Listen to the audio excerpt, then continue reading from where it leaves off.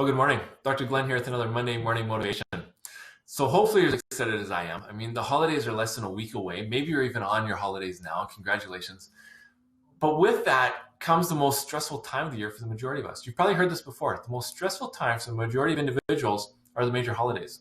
So I thought it was worth at least just a couple minutes to talk about our mental emotional well-being with very specific reference to these unnatural stressors that we bring into our lives, and then the unnatural ways that we deal with them.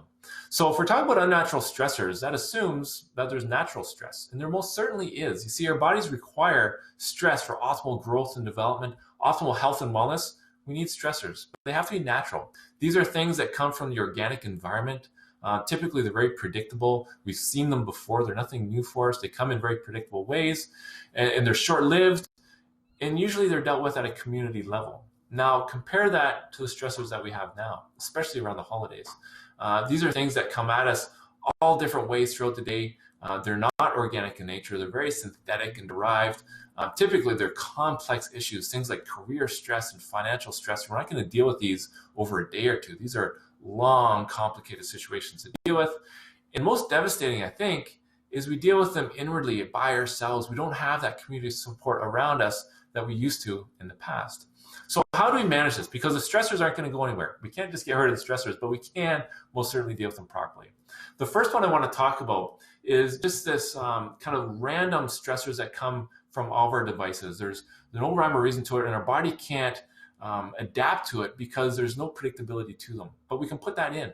So one of the best tips that I have for people that are in these high-stress careers that always have to be on their devices is to set a schedule. Make sure that your body knows that from 8 to 9 o'clock you're answering emails, and then turn the email off. From 10 o'clock to 12 o'clock, you can start doing your Facebook posting, whatever it is.